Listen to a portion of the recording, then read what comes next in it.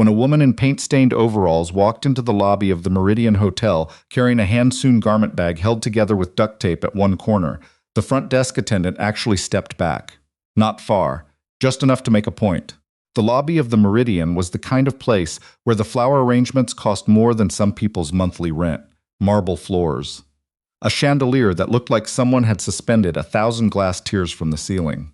And there in the middle of all of it stood Gwen Aberle, 41 years old, former seamstress's apprentice, current owner of a one-room workshop above a dry cleaner in Trenton, New Jersey, holding a bag that had the audacity to exist in this space. She had driven 4 hours. She hadn't slept the night before, too nervous, too busy checking the stitching one last time under her kitchen light at 2 in the morning. Her daughter Marisol, 7 years old and deeply concerned about everything, had woken up and padded out in her socks to find her mother bent over a dress on the dining room table. "Mama, it's the middle of the night." "I know, baby. Is it ready?" Gwen had smoothed the fabric one more time. An ivory silk she'd sourced from a mill in New Jersey that was about to close down, woven in a way they didn't do anymore, a technique she'd spent 3 years teaching herself from a single translated manual she'd found at an estate sale. "Almost," she'd said. "It looks like clouds," Marisol had said seriously, and then gone back to bed. Gwen had stood there for another hour, looking at the dress that had taken her 2 years to finish, and thought, it had better be more than clouds. It had better be enough. The New American Couture Summit was the most prestigious fashion competition in the country. 8 designers were invited each year based on submitted portfolio work. There were design houses from Manhattan, an atelier from Chicago that addressed 3 first ladies, a collective from Los Angeles that the fashion press called the future of American design. And somehow, tucked between those names on the official program was Gwen Aberle of Aberle Workshop, Trenton, NJ. She had submitted her portfolio on a whim, mostly because her neighbor Constance, 76, former buyer for Bloomingdale's, now retired and extremely opinionated, had spent 4 months insisting she do it. "You're the best technical seamstress I've seen in 30 years, Constance had told her. And I say that having seen many. When the acceptance letter arrived, Gwen had read it 3 times before calling her mother, who cried, which made Gwen cry, which made Marisol wander in and ask if someone had died. No one had died. But Gwen's husband had left 18 months before, which was a different kind of loss. He hadn't been cruel about it. He'd just said, quietly over dinner, that he didn't see a future in what they were building. He'd meant the marriage. Gwen had understood, eventually, that he'd also meant her work. The late nights. The fabric samples covering every surface. The obsessive attention to construction techniques no one cared about anymore. He had wanted a different life. She couldn't blame him. But she'd had to figure out how to do everything herself after that. The mortgage on the workshop, the school runs, the grocery trips, the taxes, the loneliness at 2 in the morning when the only company was a dress that looked like clouds. So she had packed the dress, driven 4 hours, and walked into the Meridian Hotel lobby wearing her good jeans and paint-stained overalls because she hadn't thought to pack anything else. The woman at the registration desk, smooth chignon, a blazer that probably had its own publicist, gave her a look that Gwen recognized. It was the look that said, "Are you sure you're in the right place?" "Aberle," Gwen said. "Gwen Aberle. I'm a participant." The woman checked her list with the specific kind of slowness that communicates skepticism without a word. "Then, you're in the emerging category. Showcase begins at 2 p.m. Judging panel convenes at 4. She slid over a badge without making eye contact. "We ask that designers keep their pieces in the garment storage room until setup."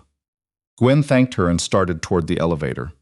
A man in a tailored charcoal suit passed her going the other direction and glanced at the duct-taped garment bag with a look that could only be described as medical-grade pity. She'd seen that look before, too. She was getting used to it. The ballroom where the summit was being held had been transformed into something between a gallery and a stage set. Long display platforms down the center of the room.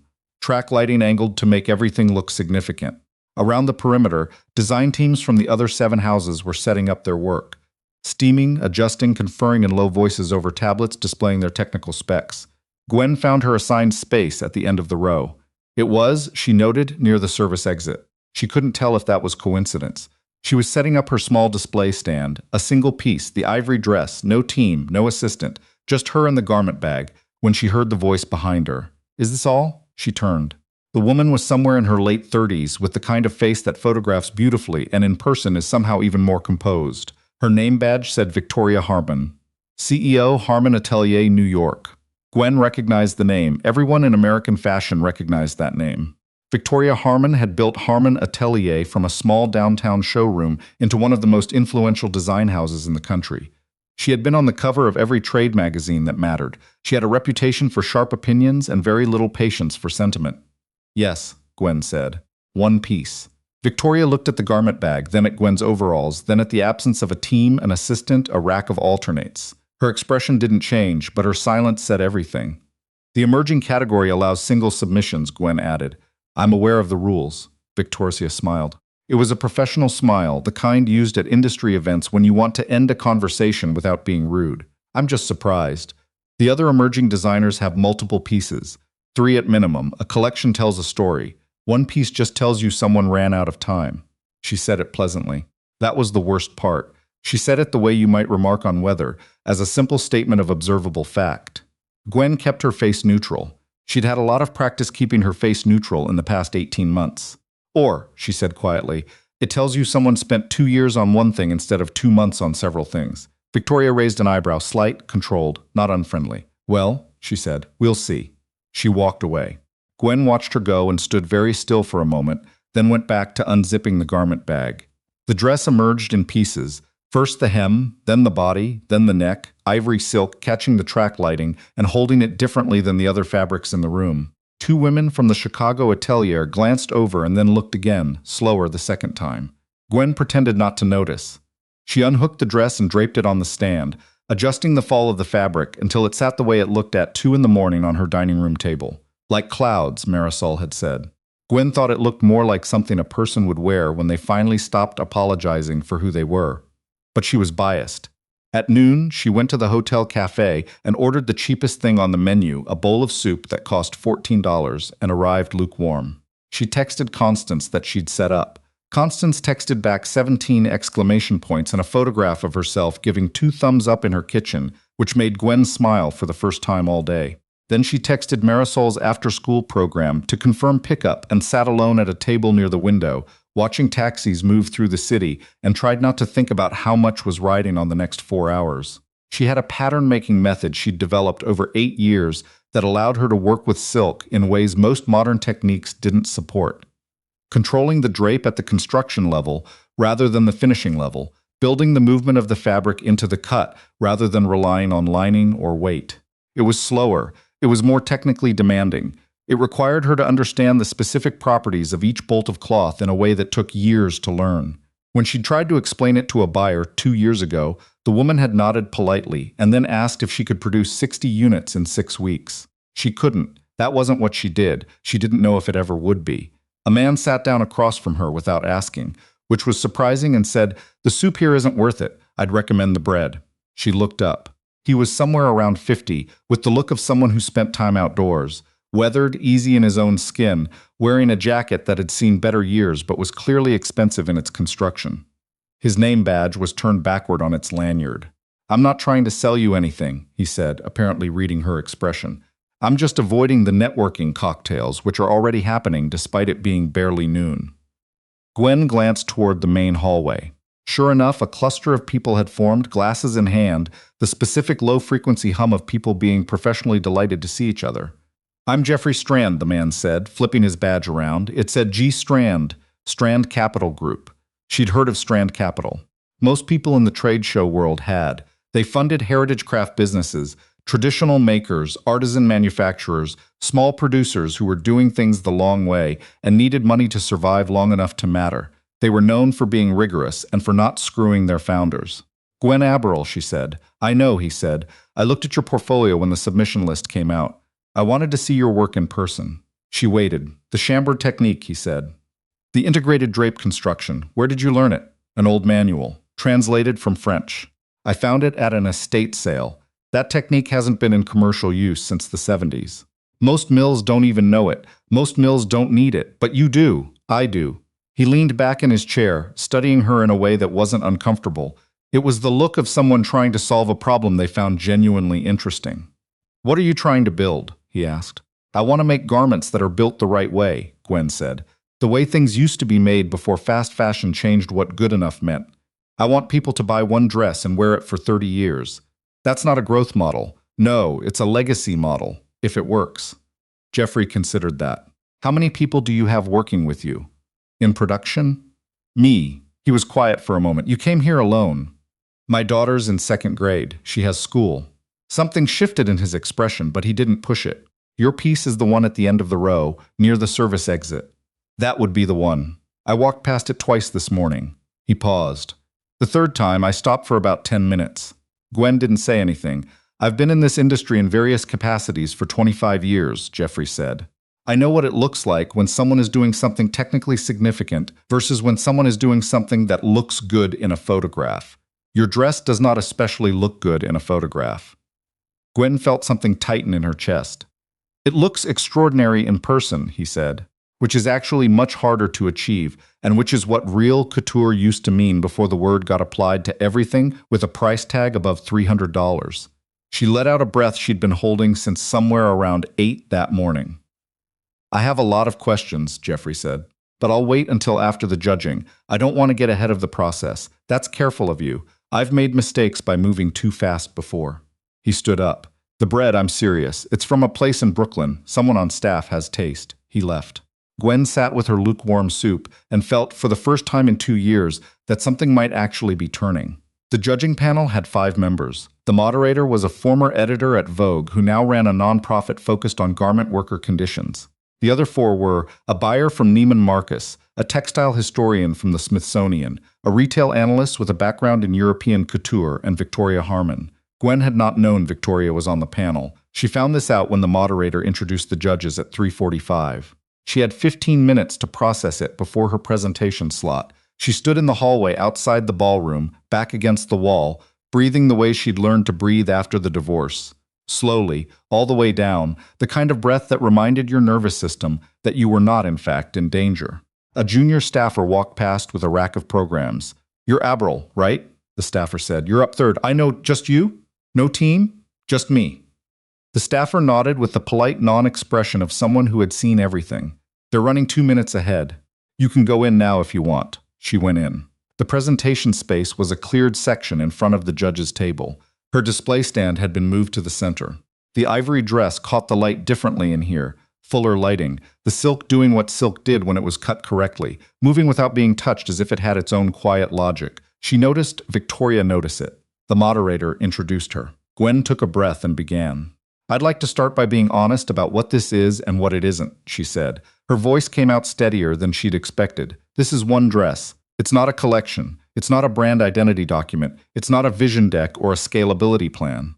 It's a dress I made for 2 years in a workshop above a dry cleaner in Trenton, New Jersey, because I believed that the specific technique I was using was worth preserving, and I couldn't prove that with a sketch. She walked them through the construction. The chambered method, how it differed from contemporary drape techniques, why it mattered structurally.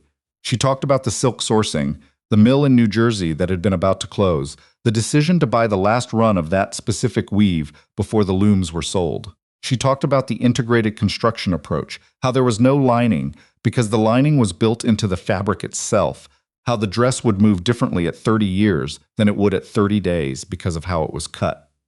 The textile historian leaned forward. The buyer from Neiman Marcus was taking notes. The retail analyst looked skeptical but attentive.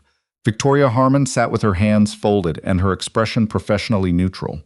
When Gwen finished her presentation, the moderator opened the floor for questions. The textile historian went first.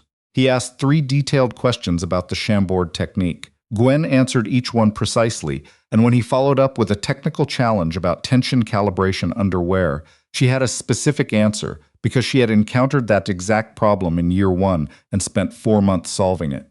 The buyer from Neiman Marcus asked about price point, which Gwen had expected, and production timeline, which she had also expected, and her answers were honest. Expensive, slow, unscalable in conventional terms. The retail analyst said, I'm trying to understand the commercial thesis here, because what you're describing is essentially a pre-industrial production model applied to a post-industrial market. Who buys this? Women who want to own something that was built to outlast them, Gwen said. Women who are tired of replacing the same dress every 2 years because it pills and fades and the seams give way. Women who want to know where their clothes came from and how. That's a very small market. It was a small market for handmade shoes in 1990, Gwen said. It isn't anymore. Then Victoria spoke. Miss Aberle. Her voice was crisp. still professional. I want to ask you something directly, please. You have a technique that is demonstrably sophisticated. You have executed it in this piece at a level that is, I'll acknowledge this, technically impressive. She paused. But I've been in this industry for 15 years. I have watched a great many talented craftspeople come through spaces like this one, convinced that their technique was the answer. And most of them failed. Not because their work wasn't good, because good work isn't enough. Do you understand what you're walking into? The room was quiet. I understand that you think I don't, Gwen said. Victoria didn't flinch. The industry doesn't reward patience. It doesn't reward craft for its own sake. It rewards visibility, momentum, the ability to tell a story fast enough that people want to buy before they've finished hearing it. What you're describing requires people to slow down, to care, to invest in education about why your dress is different from a dress that costs a quarter as much. The world is not currently organized in a favor of that approach. No, Gwen said. It isn't. So my question is, why should we take that seriously? The room felt very still. Gwen thought about Marisol at 2 a.m, standing in her socks saying the dress looked like clouds. She thought about the mill in New Jersey, the last run of fabric, the looms being sold for scrap. She thought about the estate sale manual, the 4 months spent solving the tension calibration problem, the 18 months since the divorce during which she had continued to make things because she did not know how to stop. Because someone has to, she said. Because if the people who know how to build things the right way stop doing it, we lose the knowledge permanently. I'm not presenting a commercial model. I'm presenting a record of something that still exists. And I'm asking you to decide whether that's worth helping survive. Victoria looked at her for a long moment. Then she wrote something on the notepad in front of her and didn't say anything else. The judges deliberated for 40 minutes. Gwen waited in the hotel corridor with a cup of coffee she'd bought from a cart and couldn't taste. Jeffrey found her there, leaning against the wall with her eyes closed. How did it go? He asked. Victoria Harmon asked me why anyone should take what I'm doing seriously. What did you say? That someone has to. He considered that. That's a good answer. I don't know if it's the right answer. Those aren't always the same thing. They stood in silence for a moment. Down the corridor, someone from the Chicago atelier was on a phone call, voice bright with the practiced ease of someone networking hard. Somewhere a door opened and the low sound of music drifted through. My wife was a weaver, Jeffrey said unexpectedly. Gwen looked at him. Traditional loom work. Navajo influenced but her own style. She tried for 10 years to build a business around it. He was looking at a spot on the wall, not at her. She was the most technically gifted person I've ever seen work with a loom, and every buyer who came through told her the same thing your judge just told you. The market wants volume. The market wants speed. The market doesn't have time for the education required to appreciate what you're actually doing. What happened? She died. He said it simply, without performance. Cancer 8 years ago. She never stopped making things. Sold enough to cover materials, basically. Built something that was genuinely irreplaceable and watched it go unrecognized for most of her career. He looked at Gwen. I started Strand Capital 2 years after that because I was done watching people like her run out of resources before the world caught up to what they were doing. Gwen held that for a moment. I'm sorry about your wife. Thank you. He paused. The thing she used to say was that the making was the point regardless of the outcome, that the work carried a kind of dignity that didn't depend on whether the market rewarded it. He looked at her carefully. Do you believe that? Some days, Gwen said honestly. Other days I need it to pay the mortgage. He almost smiled. That's also the right answer. The door to the ballroom opened. A staffer appeared and said they were ready. All 8 designers had been called back in. They stood in a loose arc across the presentation space, some of them visibly relaxed with the ease of people confident in their position, some holding themselves with the careful stillness of people who had learned to hide anxiety. Gwen stood at the end of the arc, near the service exit again, which she was beginning to find almost funny. The moderator thanked everyone, summarized the judging criteria, went through several procedural sentences that Gwen didn't track because her heart was doing something complicated in her chest. Then, the summit's Emerging Designer Award, and with it the commission to create a signature piece for the Smithsonian's Permanent American Craft Collection, goes this year to Gwen Aberle of Aberle Workshop. The room was quiet for one beat. Then the textile historian started clapping, and the buyer from Neiman Marcus joined, and then it was general applause, the kind that filled the room but was calibrated differently in different corners. Genuine in some, polite in others, and in at least one corner, from a cluster of established design houses who had expected this outcome to go differently, notably absent. Gwen stood very still. She wasn't sure she'd heard it correctly. The moderator was looking at her, waiting. She walked forward. The plaque was heavier than she'd expected.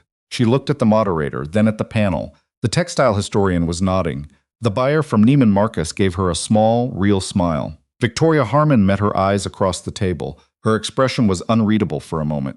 Then something in it shifted, just slightly, a loosening of the careful professional composure, and she nodded once.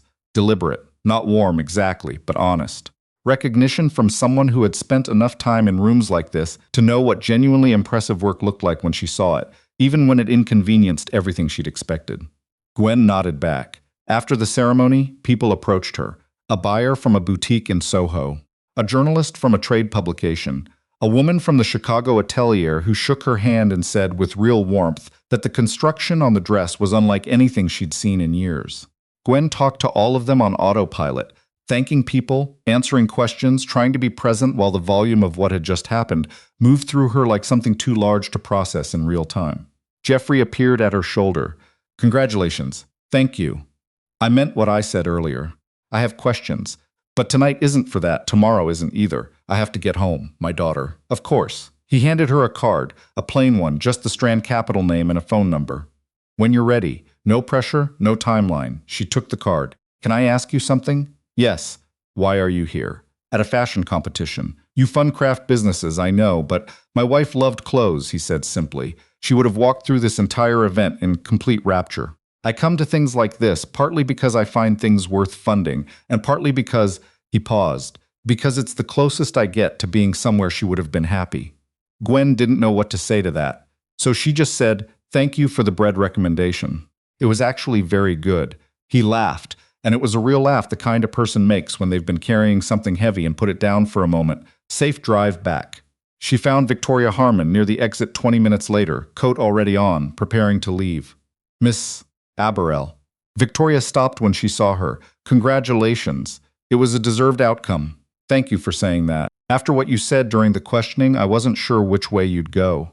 Victoria looked at her steadily. What I said during the questioning was accurate. The industry doesn't reward what you're doing. That's true. She paused. I also voted for you. Both things can be true. Why? Victoria was quiet for a moment. Then, my grandmother was a garment worker, Lower East Side. She sewed 12 hours a day for money that didn't justify the skill.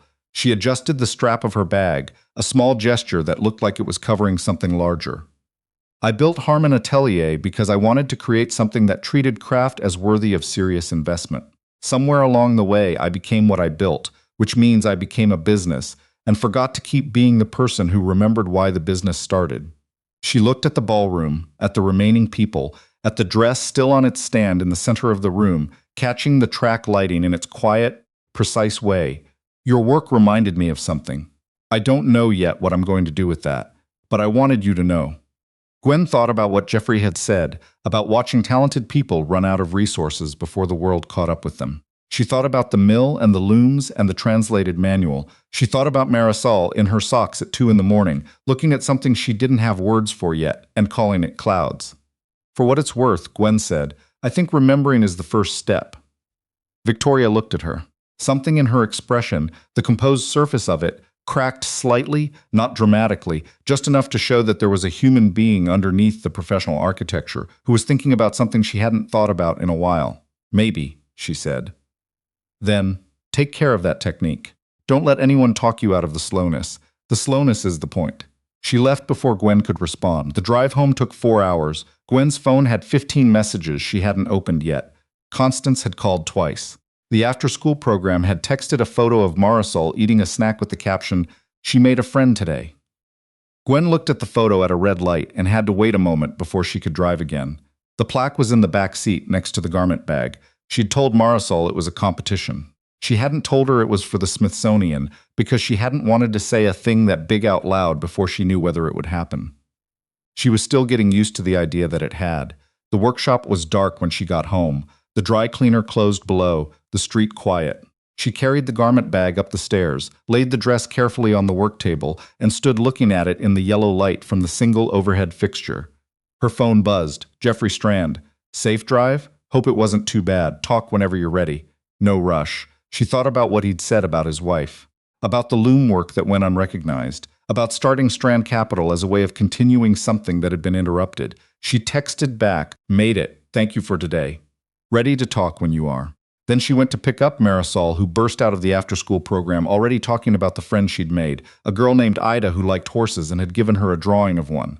"How did it go?" Marisol asked in the car, the horse drawing in her lap. "We won," Gwen said. Marisol looked at her. "We? You told me it looked like clouds. That mattered." Marisol considered this very seriously. Did the judges think it looked like clouds? I think they thought it looked like something worth keeping. "That's better than clouds," Marisol said, and looked back out the window. Gwen drove. The city moved around them, lit up and anonymous, full of people making things and trying to make things last, full of people who had been told no and kept going anyway, full of stories that were happening right now in workshops and garages and kitchen tables at 2 in the morning, most of them unwitnessed, all of them real. She thought about what it meant to build something slowly, to resist the pressure to be fast, to be many things at once, to tell your story before you'd finish living it. She thought about the manual she'd found at the estate sale, the dead woman's handwriting in the margins. She thought about the mill and the last run of silk and the looms sold for scrap. She thought, not this time. Whatever came next, the Smithsonian Commission, Jeffrey's questions, the work of figuring out how to let something grow without losing what made it worth growing, she would move through it the way she moved through a difficult cut. Carefully, attentively, with full knowledge that rushing would ruin everything, and that the only way to get it right was to take exactly as long as it needed.